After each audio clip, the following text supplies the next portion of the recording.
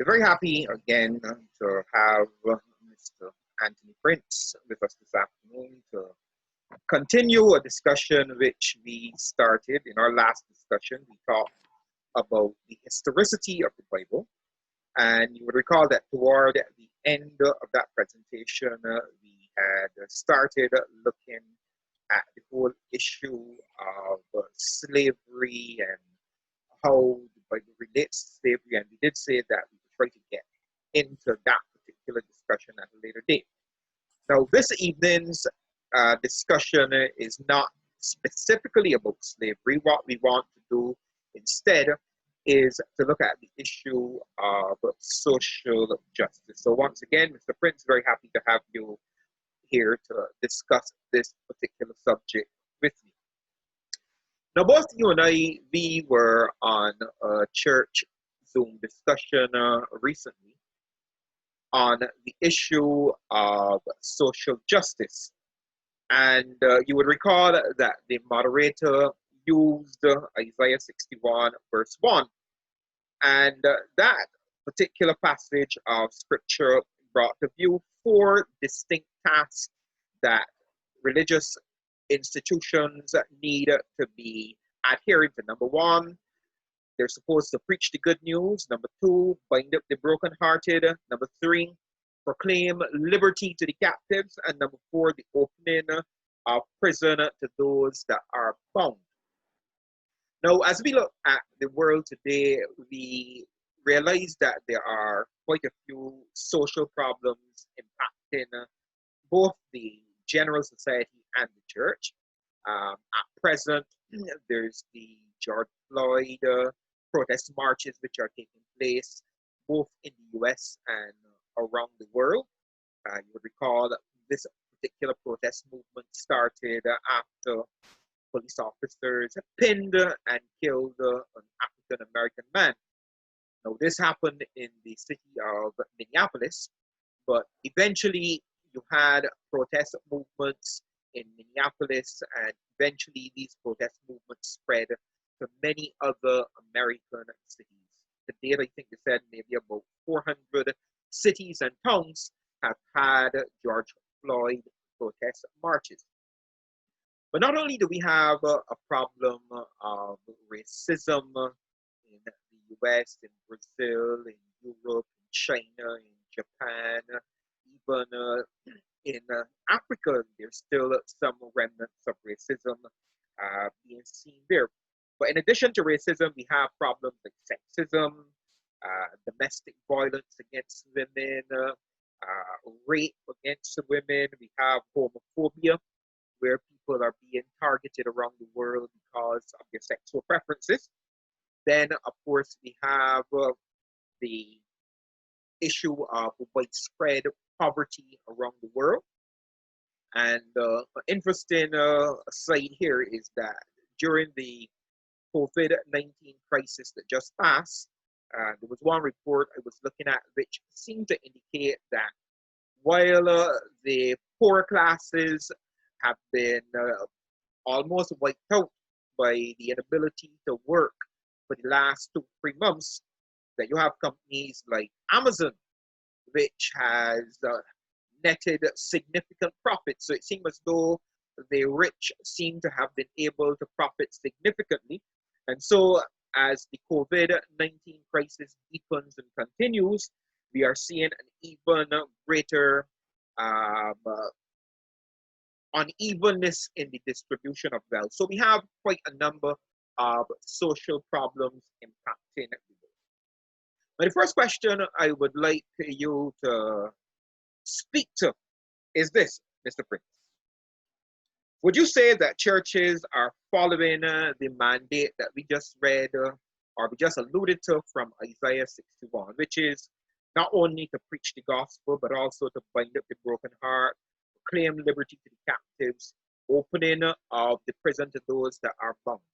Do you think churches today are living up to that mandate, or do you think churches are more concentrating on gaining up market share by evangelism and growing in terms of their numbers?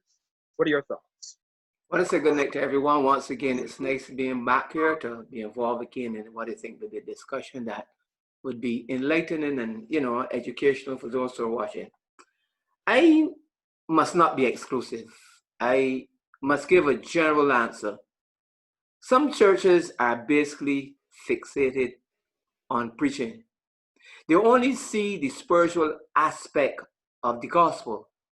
They somehow seem to miss that the gospel includes social, physical, and therefore they must be told that the gospel is a well-rounded area to present to people.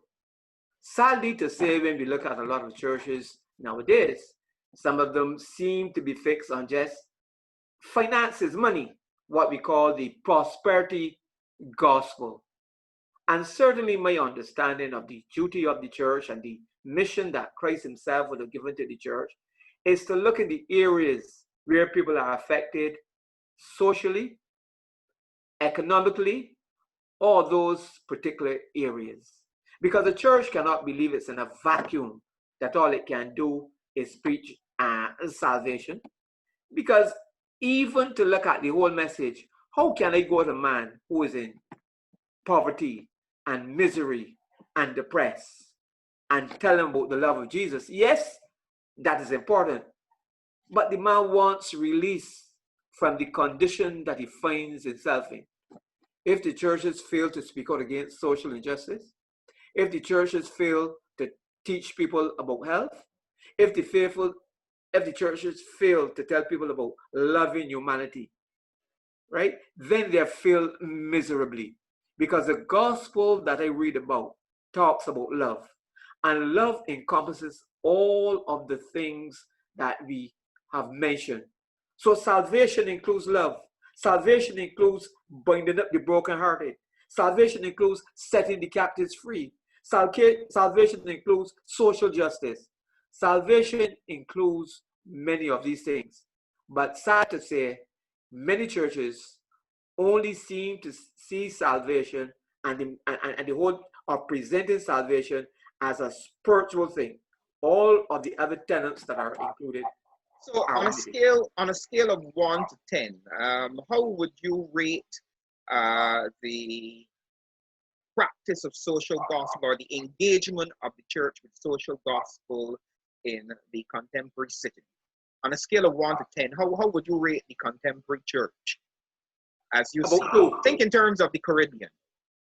About two. Let me Only, say what I say about two.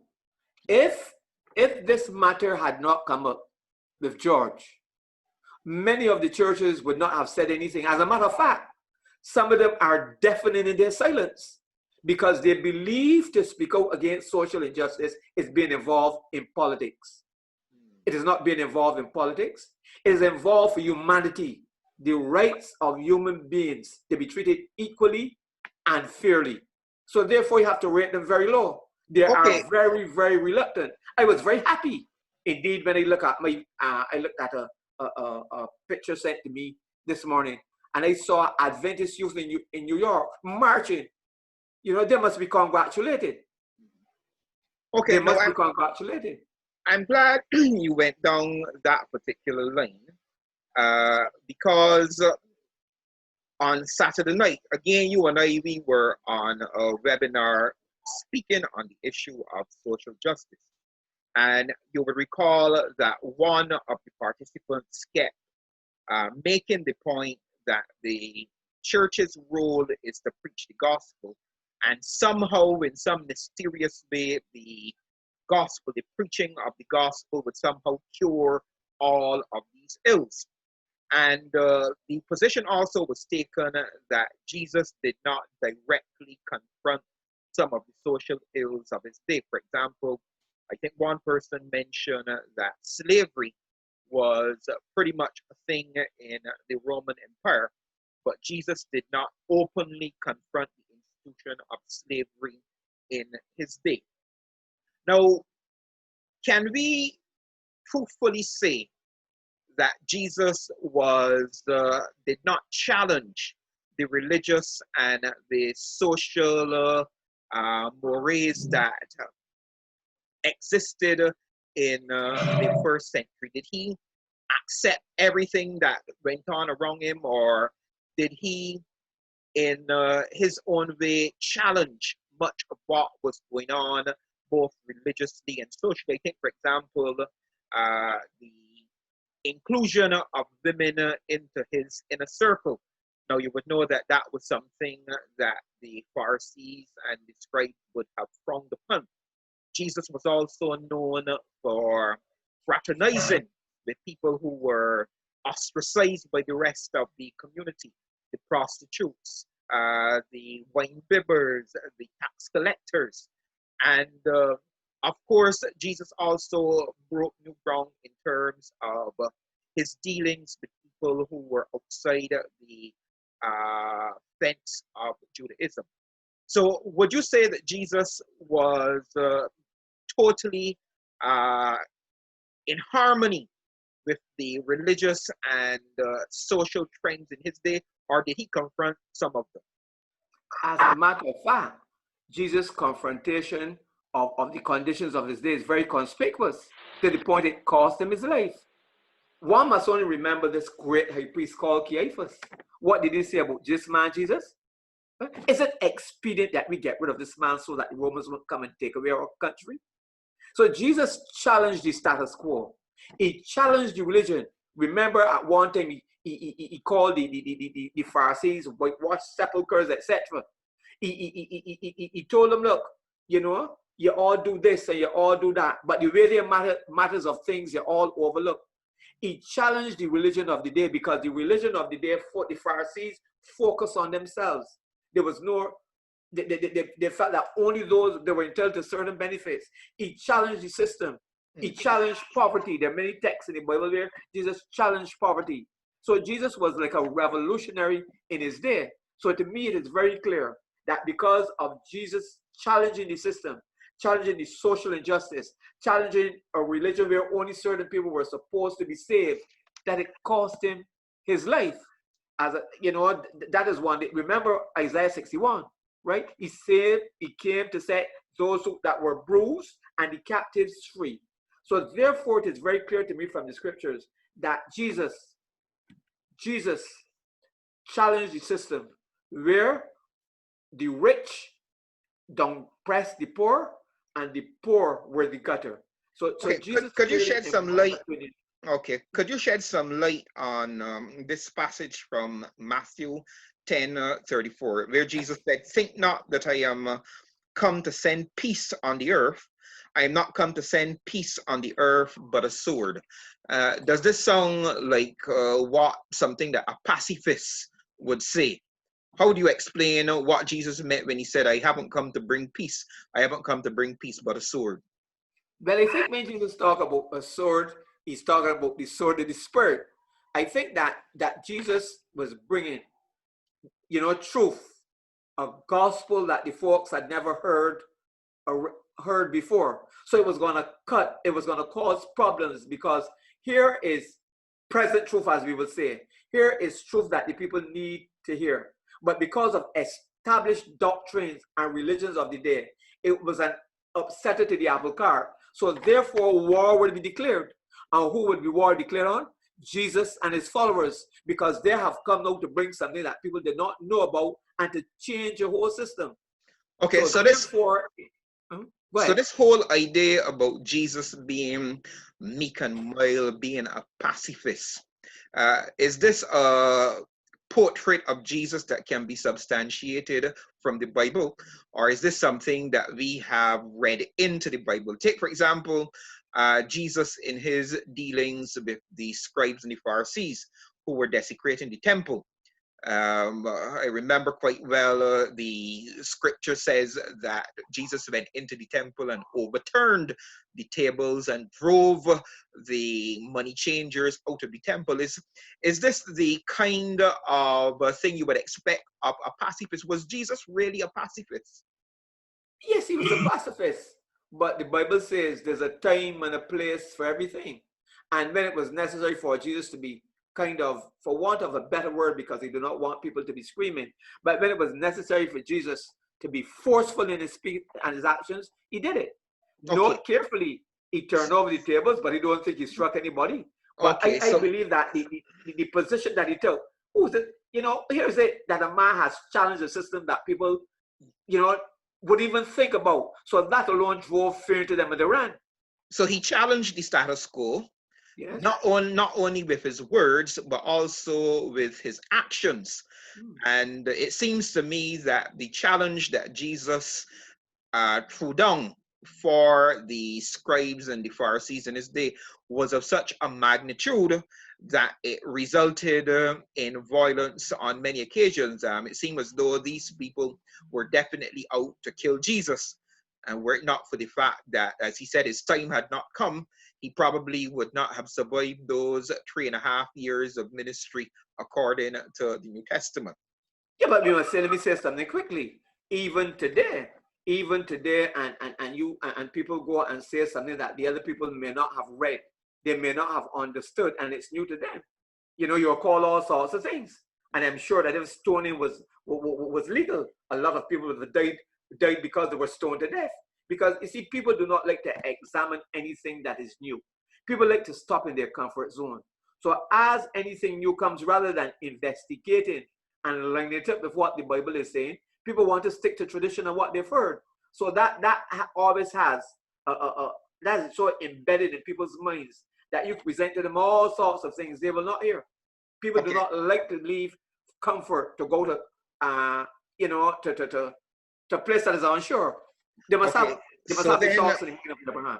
So then we can clearly say that Jesus challenged the status quo. Clearly. And he challenged it in a very powerful way. Now, we want to get to the next aspect, which is the area on slavery. And I'm seeing that we have 10 more minutes. So let's see how much we can get done in this 10-minute period.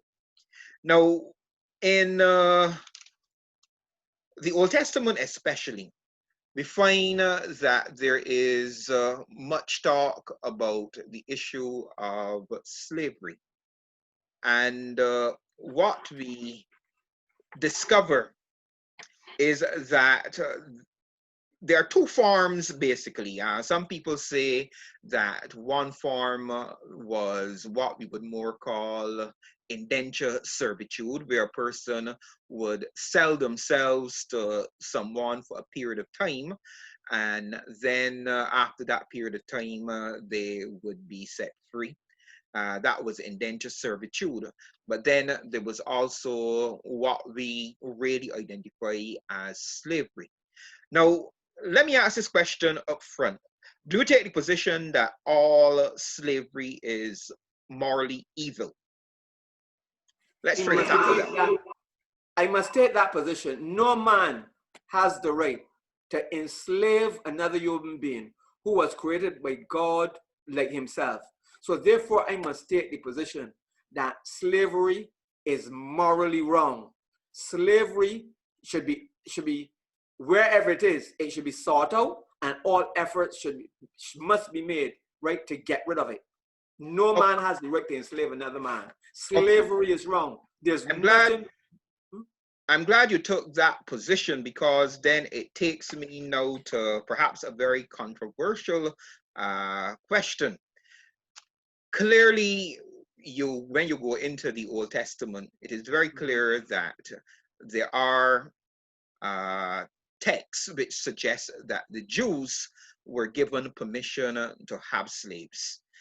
They were not supposed to hold Hebrews or Jews as slaves, but they could buy slaves from the nations that surrounded them. Now, if slavery is a moral evil, a question that skeptics and others do ask of Christians is, why did not the Bible come full out and say slavery is wrong, full stop?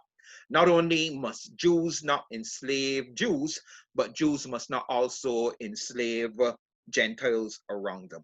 Why is that? Why is there such ambivalence in the Bible on the question of slavery?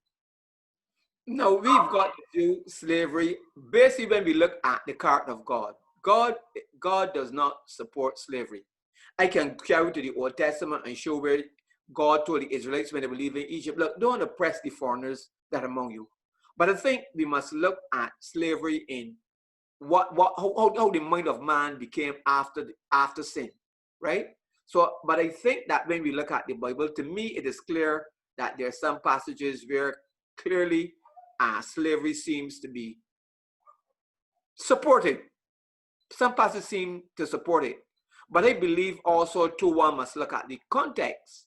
For example, there's a passage there that my understanding is, I think, where one of the disciples told it was Onesimus was a slave, you know, take him back to their master. But I think one must look at the context, maybe because he may have been put to death if he was caught. But clearly, I believe that as we look at what sin has done to the world, that those things, slavery, etc., would have to be dealt with progressively. I don't think it could never be in the heart of God, whose character is not enslavement. But I think really and truly, because as time went by, it was the heart of man unfolding, and history and social behavior unfolding itself, which only Christ and knowing Christ could bring to an end. Okay, now I'm glad you mentioned the instance with Onesimus, and your background as a Seventh-day Adventist would allow you to perhaps give me some perspective on this. Now, Paul told, I think it was Onesimus, who was the slave, that he should return to Philemon, who was the master. So he basically returned a slave, a runaway slave, to the master. Now, you know that in the US during the time of the prophet Adventism, Ellen White, you had the passage of the Fugitive Slave Laws in the US, which basically required people to return runaway slaves to their masters. And Ellen White came out very forcefully against the Fugitive Slave Laws by telling Adventists that they were to practice civil disobedience with respect to this law, which I thought was very commendable. Would you care to comment on that? Now, The seeming contradiction between Paul's counsel and Ellen White's counsel to practice civil disobedience. One must look at the conditions and the times. Now, we know they had slave police. And when a slave, a runaway slave, was caught, right, he was castrated, he was torn in half, or death was basically sure, because he was to be made an example to the rest of slaves that, look, you're all here till the dead.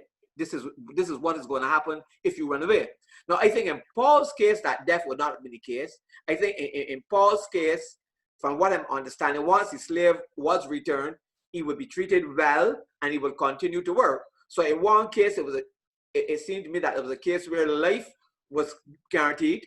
And actually, I think in the Roman Empire, a runaway slave could also be executed as well.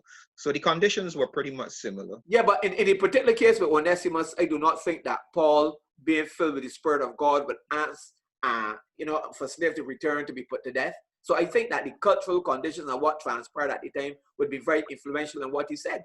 But certainly in the United States, any runaway slave who was caught, we all know the history, castrated, these sorts of things. And certainly in a case like that, any human being, right, any human being that has a human and a godly conscience could not afford to turn over another human being to be quartered, to be quartered.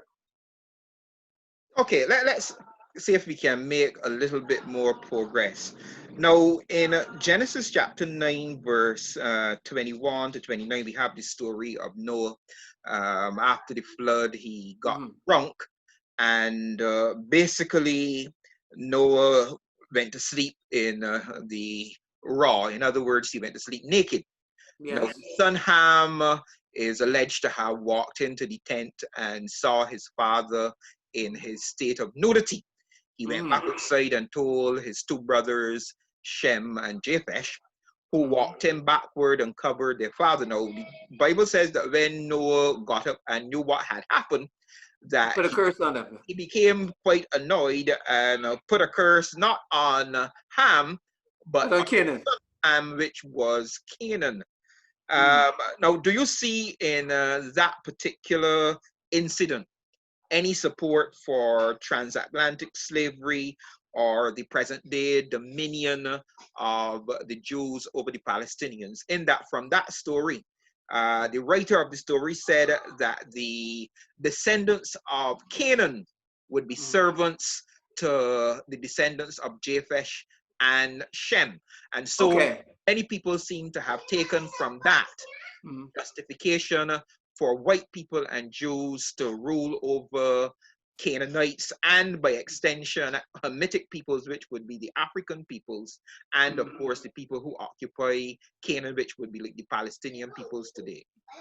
Now we know from anthropology, etc., that the whites and the Caucasians came off of Japheth, etc. Ham was black, his son, Canaan was black. So here we have a clear-cut case, if you follow anthropology, that a statement is given that seemed to imply that the whites will rule over the blacks. Let me put it very clear.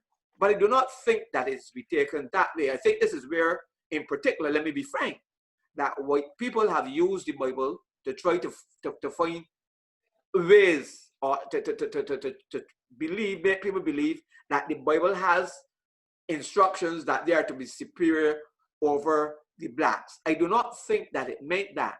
I believe that to some extent, if we follow the Bible, that certain people were entitled to certain jobs that were viewed higher than the others. So I believe that that is one of the case.